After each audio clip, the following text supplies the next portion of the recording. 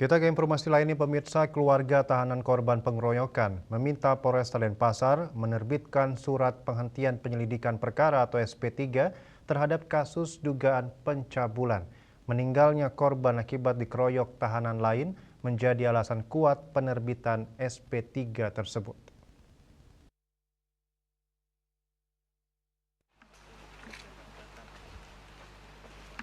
Keluarga tahanan berinisial AI usia 35 tahun korban pengeroyokan yang dilakukan sesama tahanan di Rutan Polresta Denpasar, Senin sore menandatangani penyidik Satreskrim Polresta Denpasar. Bersama kuasa hukum korban, pihak keluarga meminta proses hukum dilakukan seadil-adilnya terhadap para pelaku pengeroyokan hingga mengakibatkan korban meninggal dunia.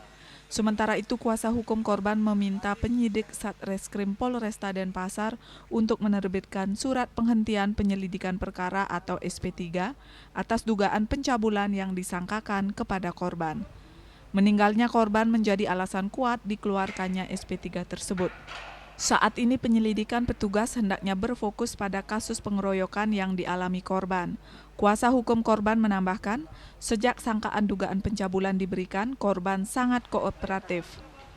Namun tidak diduga sesaat setelah dimasukkan ke ruang tahanan, korban mengalami penganiayaan yang dilakukan sejumlah tahanan lain hingga akhirnya meninggal dunia. Pada intinya kita sudah kooperatif, kepolisian kooperatif, dan pada hakikatnya kita dari keluarga korban yang jelas semua pelaku bisa dapatkan sanksi sesuai hukumnya pelaku. Dan dalam hal ini sebetulnya kalau memang tersangka itu sudah meninggal dunia, harusnya memang proses penyidikan itu sudah selesai. Artinya sudah selesai demi hukum. Nah, makanya hari ini kita juga telah mengirimkan surat ke penyidik untuk kita meminta SP3. Artinya surat pemberhentian penyidikan.